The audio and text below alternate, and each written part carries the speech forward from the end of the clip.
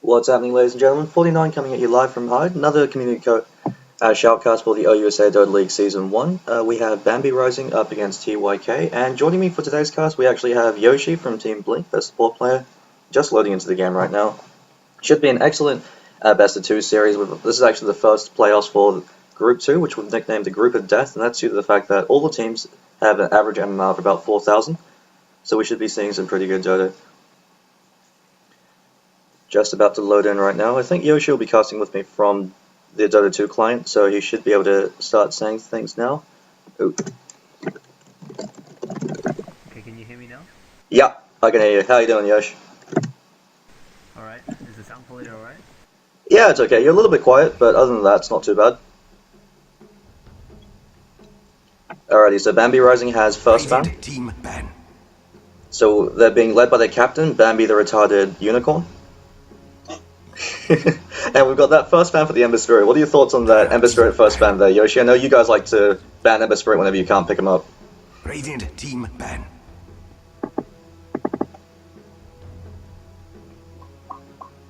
Yoshi, you there?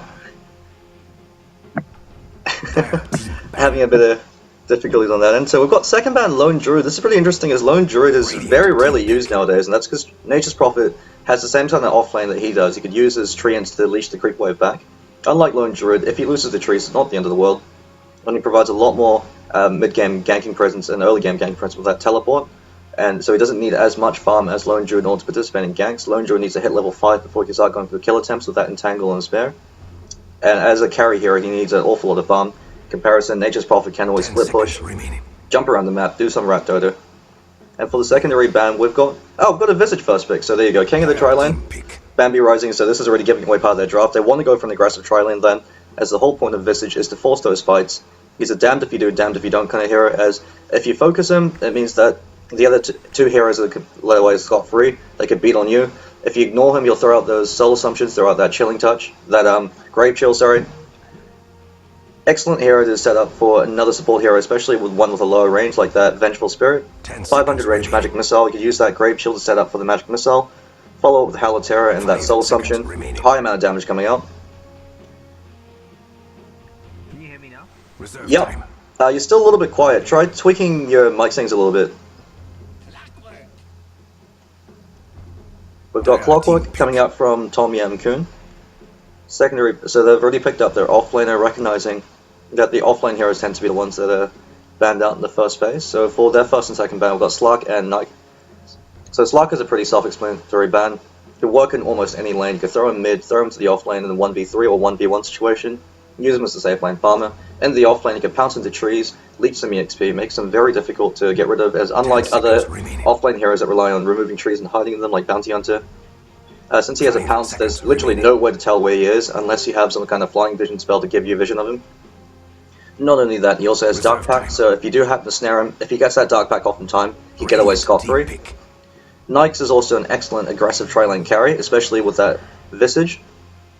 As you have Grave Shield to set up his open wounds, gives Nyx time to beat on them, and then Visage follows up the Soul Assumption for the kill. Secondary pickups the Invoker. He's been seeing a lot more action lately, especially with his Quas Wax buff. With that EMP draining up to 550 mana now, and not only that, it also gives Invoker half the mana that he drains off the enemy. That solves his primary weakness in the mid game, which is his lack of mana, and also increases the amount of damage he can output with his combo. Not only that, his Ghost Walk now increases his movement speed at higher levels, so not only does it snare people around you, it also buffs yourself. And third ban's the Warrunner, another excellent hero, strong in all lanes. You can throw in the off lane, mid lane, or in an aggressive tri-lane, especially with that Visage. 5 seconds remaining. Yoshi, you managed to fix up your mic problems there? Is it better now? Yeah, it's a bit better now. What are your thoughts on the Lone Druid ban? I was actually just talking to the captain of Bambi Rising before the game, and he said he's been watching the games and they like the Lone Druid, so I think they just banned it because they don't want to play against it. Oh, okay, that's interesting, because I haven't really seen, like, ever since the Armlet nerf, Lone Druid kind of has dropped off, since now his only item that he could go for is either the Maelstrom, which reduces your Entangle proc chance, or the Radiance, which is too costly. So it's interesting to see that. The hero's not really getting picked nowadays. Yeah, so we've got the third ban, Nagasaren, and the Marana. These two are much more standard. What are your thoughts on the Marana ban? 10 seconds remaining. Warrunner's just like a standard Ben. He's like a top pick hero. So 5 seconds I don't remaining. think it's anything. Or maybe because they don't want it to have to have the Bane Reserve time. Warrunner combo. Yeah, and you've also got Clockwork as well to set up with the Cogs and with the Bane Elementals. Dire team. 2 heroes that can help set up that era. I know you guys love running Warrunner, especially with Ancient Apparition with that Chilling Touch combination. It's a bit surprising Tommy and Kuhn haven't picked up Ancient Apparition yet. Do you reckon they'll go for it with the Bane pick? Or do you reckon they'll go for somebody else? As far as I know, we're the only 10 team seconds that remaining. uses Ancient Apparition. I keep telling everyone in the streams to ban Ancient Apparition against you guys, but no one seems to listen. Reserve time. I've That- played it out of 6 out of 8 games, so I'd like someone to ban it so I can play something. Yeah, I figure you must be getting a bit sick of playing him. And so we've got the 4th ban Gyrocopter. I haven't really seen all too much of Gyrocopter lately. Bit interesting they've chosen to go for the Gyrocopter ban. I mean, I guess with the Grave Chill, you could enable him to get off that Rocket Barrage, and the high amount of burst damage coming out sets up for an easy soul assumption. And it looks like a support Alchemist pickup. Pick. I mean, do teams... I think the bans for Tom Yum Kun are like a little bit kind of following last year's meta. Because last year's meta we ran Naga and Jaro together a lot, and I don't know if that's why they banned those heroes, but it could be one reason. Yeah, I mean, the biggest drawback on Nagasarin as a support hero is she's very greedy. She needs a lot of levels and a lot of farm to be effective. 10 seconds remaining. I mean, we've got the Alchemist pickup. He's also a pretty greedy support, especially with the recent nerf to Unstable Concoction and his Night Vision. He's not as effective as he used to be, but I mean, you've got the Bane Elementals, you've got the Sleep into the Unstable Concoction combo, so that still offers a lot of power. And wow, Centaur Warrunner. Team pick. I've been seeing a lot of him picked up in the comp scene recently as a 1v1 offlaner. What are your thoughts on Centaur? I think he's really strong, and our team is actually looking at Radiant it as well, team but pick. we haven't really tried it out yet. Yeah, because I mean, especially with the cooldown reduction on Stampede, he offers a lot of early game power. He's difficult to bully out of lane, and once he picks up the Tranquil Boots, he just keeps throwing out double edge on you. And we've got a Lich pickup, so it could possibly be a carry or mid Alchemist. I think that's a carry Alchemist, probably. Yeah, I'm not actually a big fan of carry Alchemist, especially with the nerf to Chemical Rage no longer giving HP. I mean, if they pick up something like an Ancient Apparition right now, he's completely useless. You land that Ice Blast on him and he goes down. He's got really terrible stack growth and really low HP. I Reserve time. really think that the Thai team Tom Yum Kun are playing with last year's meta, because yeah, I mean, last year Alchemist was a very good carry. Because I mean, with the exception of Lich, all of these heroes so far, the Clockwork, Bane, and the Alchemist, are last year's meta heroes. And we've got Rubick going with the Visage. Rubick is a bit of an unusual support hero combination of Visage, as he's a very defensive support hero in the tri-lane. But I suppose with the sheer amount of power coming out from the Visage, they could use that telekinesis. The Grave Chill to set up telekinesis, follow up the Fade Bolt and the Soul Assumption. If they pick an aggressive tri-lane hero, they could easily turn that into a lot of kills. Seconds remaining.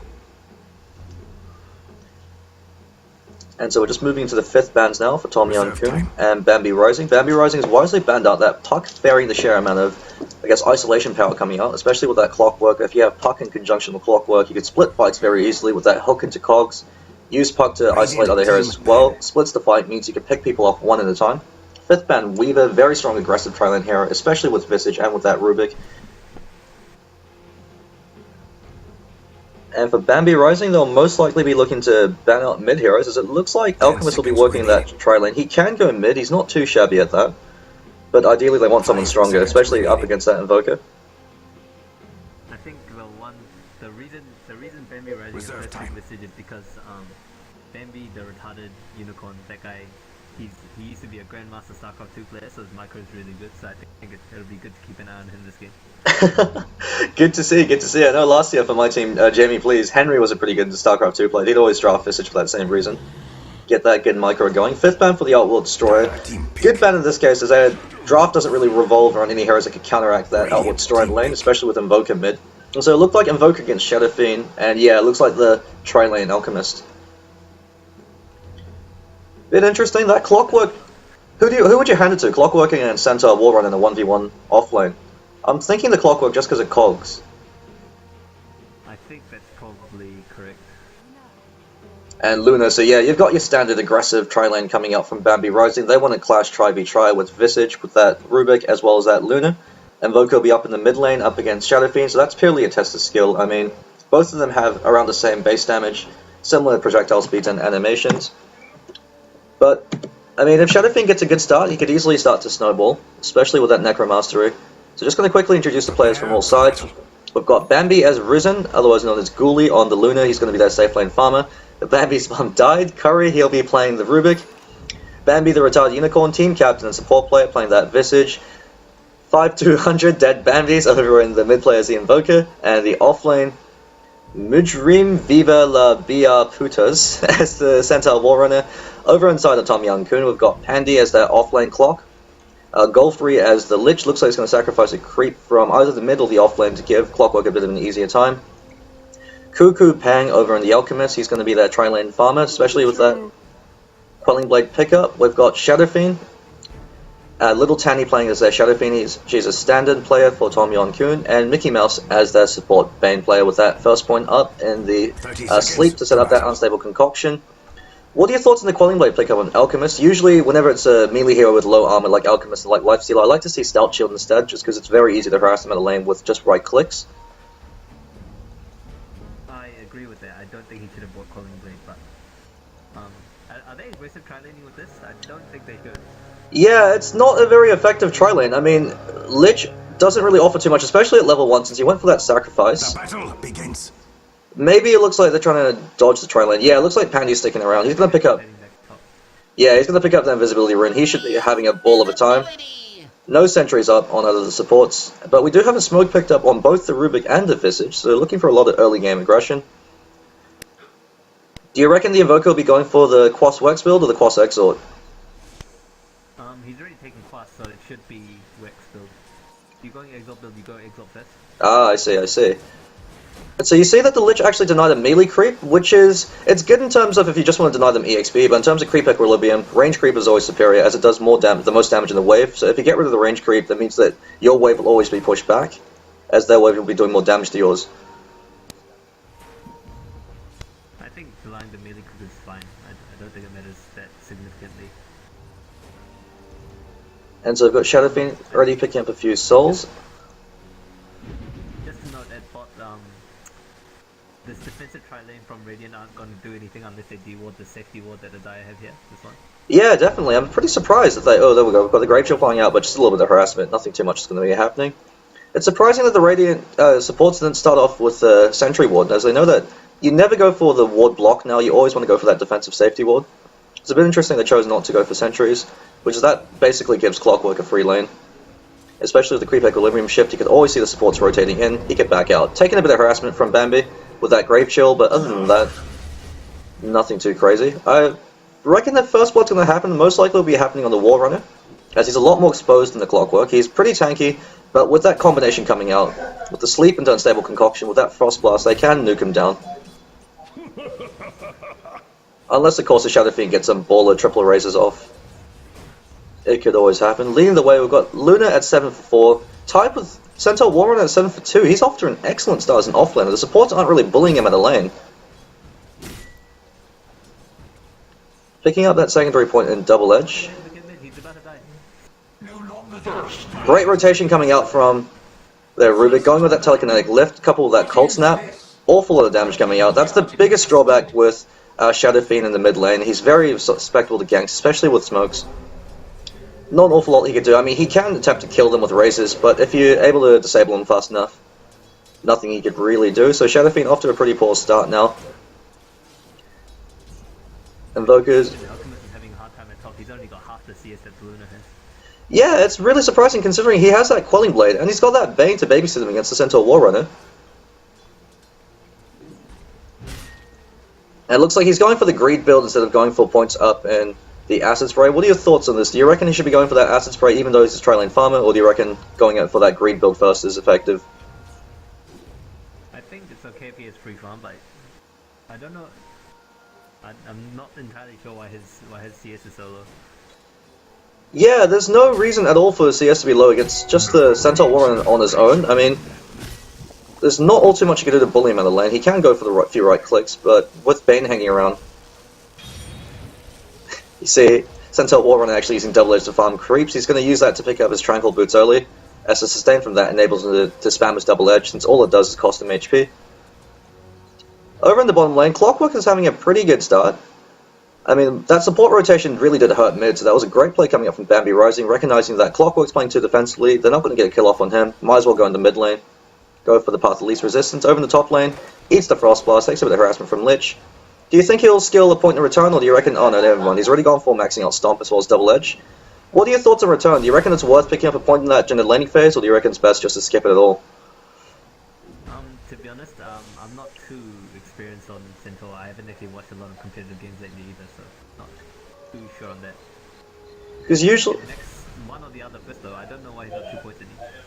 Oh wait, he's level 4. Yeah, he's level 4. He's just about to hit level 5. Okay, yeah. We'll see his skill charts after that. Yeah, so most likely he'll be choosing to max out that Double Edge as it scales a bit better. 75 more damage with each level, compared with the 50 extra damage, and the extra 2.5 seconds of stun. Double damage run over in the top lane. Looks like Shadow Fiend will be picking that up, so should be good for him. He's waiting for his bottle to arrive just so he could bottle it up. Luna's off to a fantastic start at 23 for 13. It looks like she's going for the Midas build. What are your thoughts on the Midas build for Luna? Do you reckon it's good, or do you reckon it'd be better if she goes for something like the early treads into Drum into maybe something like a Helm of Dominator? I think just because Bambi Rising has effectively won the laning phase, I mean all 3 lanes are getting so much. I think this Midas pickup will not be punished. But Yeah. fine choice. So we could already see over about 2,000 EXP lead in favor of Bambi Rising. In terms of gold, 1,500, so that's mostly efficiency. That first blood kill really does help. And we've got Tornado flying out from Invoker, the gank attempt happening. Cold Snap to draw them in place. Rubick, will he be? Yeah, he'll be in range for that telekinetic lift. And with that Soul Assumption and Grave Chill, that should be a kill. Bambi takes a bit of damage. Bambi the Retired Unicorn wisely de-aggroing himself from the tower there. A-clicking a creep, just because Visage has 0 armor and only 15% magic resistance. He's very squishy as a support hero. That's one of his drawbacks done to mitigate his effective power. Dire's middle tower is under attack. Over in the bottom lane, Luna should have a great time against Clockwork. There's not all too much Clockwork can do against him. We see he's choosing to max out Battery Assault. Ooh. Cuckoo Pack accidentally stuns himself. Choosing to max out that Greed. That's one of the significant nerfs over to the Alchemist. With both the night vision as well as the decreased time on that unstable concoction, really hinders his effectiveness. It'll be interesting to see what item he first chooses to go. I mean, from the look of it, he's holding on to his gold right now, so he could go for something like a Midas, especially with that Greed build. It's a gank attempt having sleep to set up. Unstable concoction flying out. Centaur Warrunner should be going out. He throws out the Stampede. Actually, he might make it out with that Stampede, and yeah, looks like he makes it out. Lich only at level 2. Meanwhile, over in the bottom lane, Rubick goes in for the backstab, gets that telekinetic left off, gets that Fade Bolt from the look of it, and gets a good kill attempt. Was Soul Assumption used during that, or...? Ah, I see. So it was both helps him live and sets up a good kill. Stampede is an excellent spell as it gives your entire team max movement speed as well as unit walking. Great way to set up kill attempts. Shadow Fiend's not having all too great of a game. Hanging around, he's just got Bottle and that Wraithband. Invoker. Looks like Invoker might be going for Midas as well. I mean, Invoker doesn't usually go for treads, so that looks like a Midas Gloves or Haste pickup. What are your thoughts on that, Yoshi? I think Midas is quite like an outdated item choice for Invoker, but I don't know. I really think the Midas pickups on Radiant side will not get punished because the Thai team are quite behind already. You know, they got to catch up. And we've got a gank attempt happening. Bambi the Retired Unicorns will lead it. Never mind, he's spotted out. Smoke breaks a bit too early. Shadow Fiend wisely retreats before he's called out by that Grave Chill. Only had enough mana for one telekinetic lift from the Rubick, but with that Grave Chill, that Soul Assumption, followed up with the EMP and Cold Snap, should have been a kill. Boots picked up on Shadow Fiend, they'll give him a bit more survivability. Yeah, that would be a great Observer Ward placement, especially against that Shadow Fiend. Surprising to see no rotations coming out from the support of the Dire side. Sleep. Yeah, Centaur's caught a bit out of position, but no unstable concoction thrown out. And Stampede, yeah. Once again, he's just able to run his way out of there. You can see him. The Dire's top tower is doing its best, but it doesn't look good. Good ward placement from Bambi Rising. We haven't seen any of the supports rotating. That's the biggest weakness of Lich, is he's excellent in the laning phase just because he can deny you EXP. But he can't really gank all too well. He's got Frost Blast and that's about it. No hard CC from that. He can't really roam all that well. And in terms of defensive rotations, all he can do is throw out that Frost Blast. We've got Bambi hanging around the side. Tornado misses, but he's caught out by that Grave Chill. Taking a lot of damage. Has to be careful. He's got support rotation coming in from that Lich. Soul Assumption thrown out, but not enough damage coming out. Bambi has a haster and he should be able to mosey his way on out of there. And even if the Lich TP'd in, arrived a bit earlier, there isn't really anything you could do. You could throw out that Frost Blast, go for a few right clicks, but beyond that, nowhere to really punish the aggression coming out from the Radiant side. Alchemist picking up the Midas. Very greedy item build coming out from him. His CS is not too bad. I mean, he's 7 less than the Luna, but it should have been a lot higher.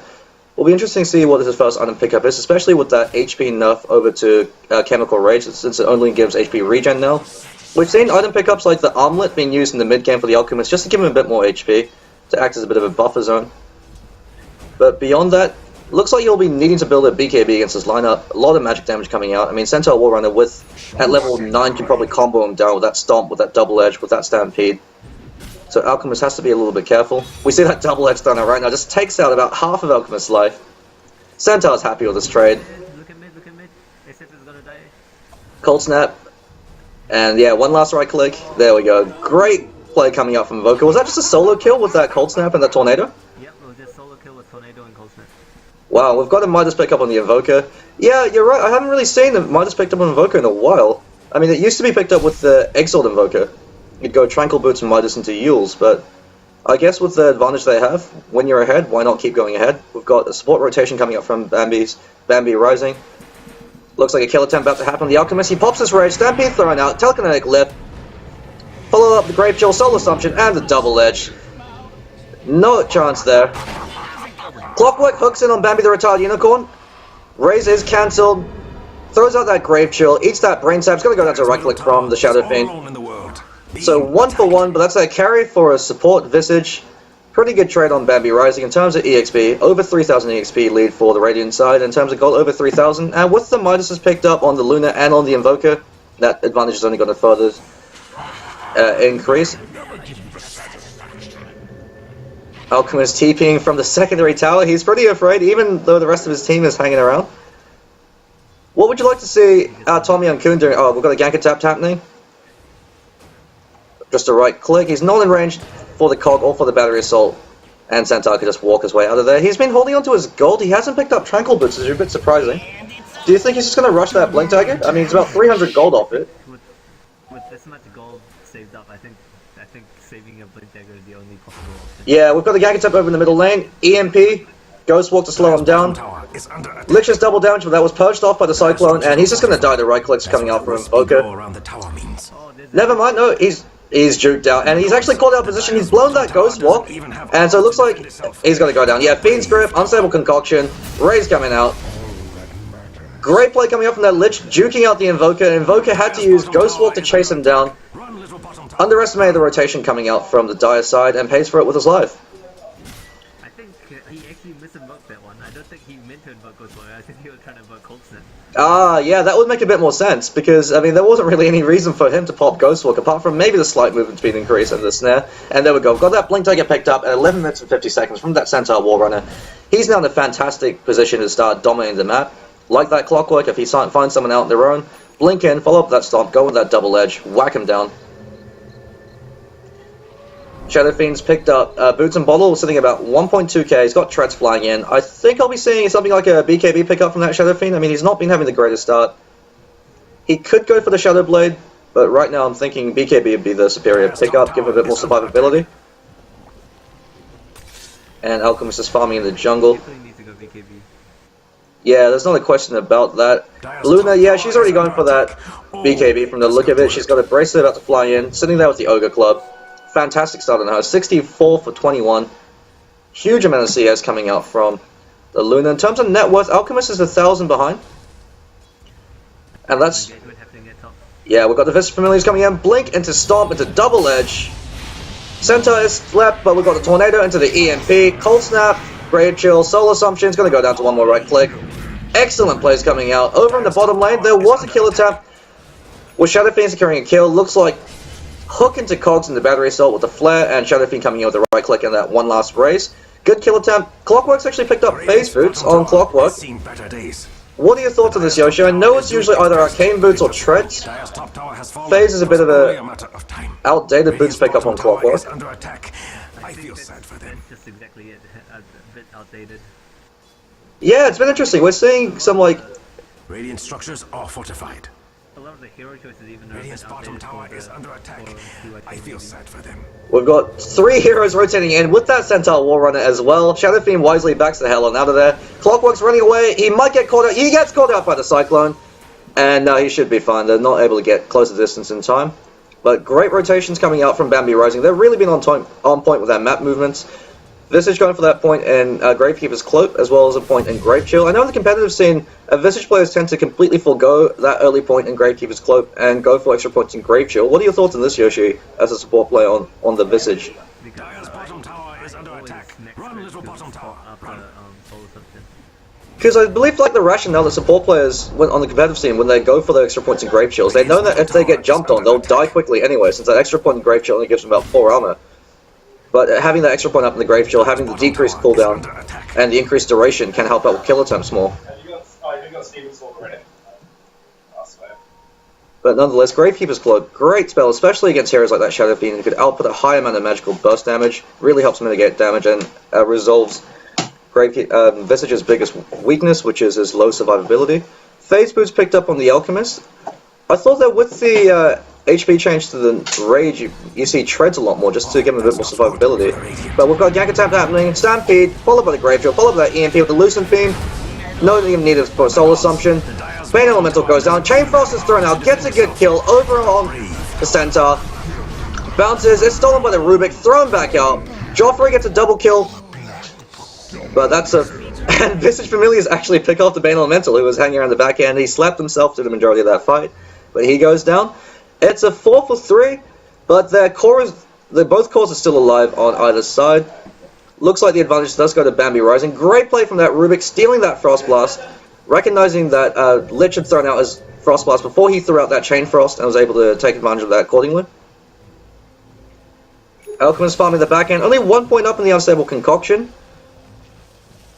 Recognize that there isn't all too many gank attempts happening, so he wants to go for that Acid Spray to help him farm. Middle tower is under attack.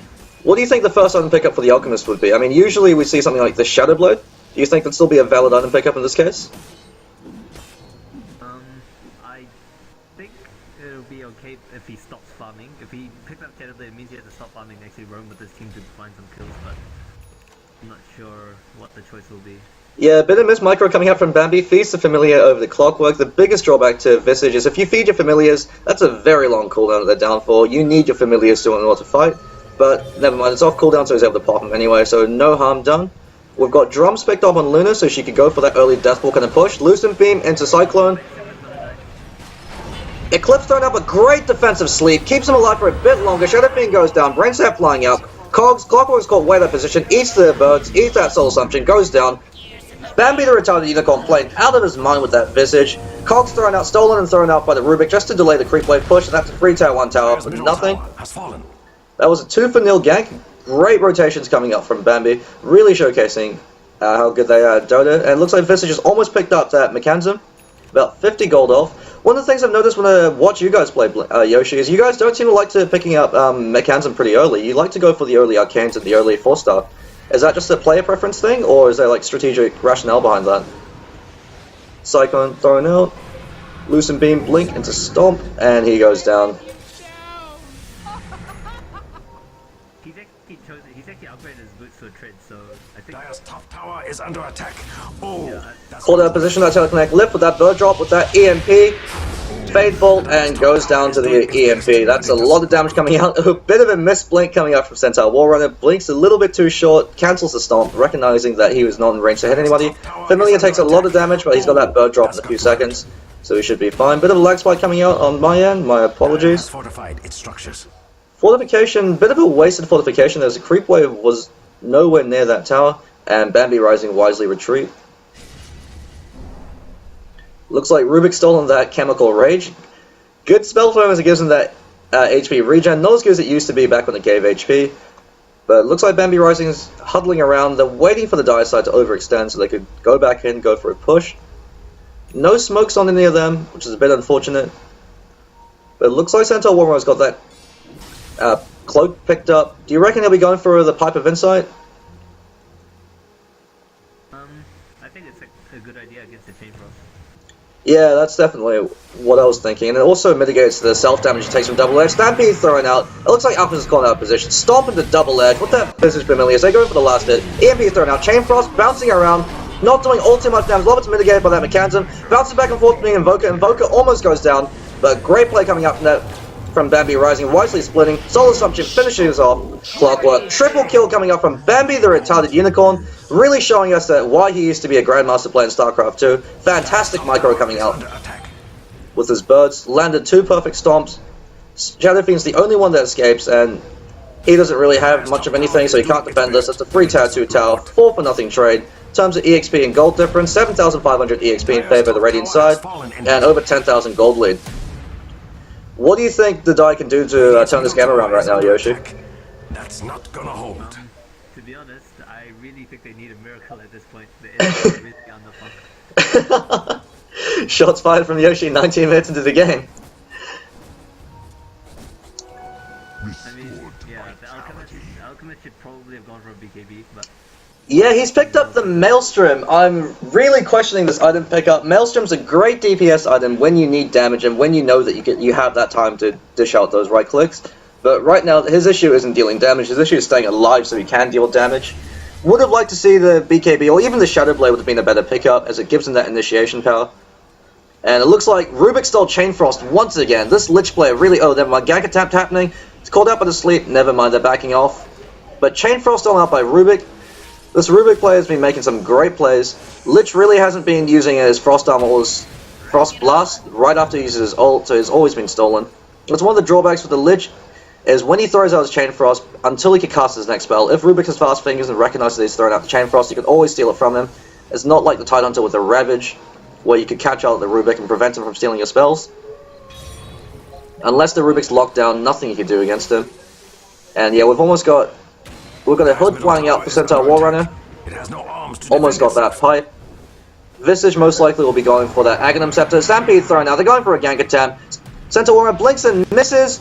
Cyclone catches out 3. No follow-up there. Bit of a misplay from Centaur Warrunner, missing that stomp. I think that's the first stomp he's missed the entire game, so we can forgive him for that.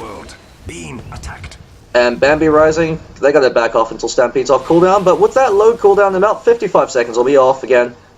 Handy catches out Invoker, doesn't go for the hook, not too confident with his team too far away.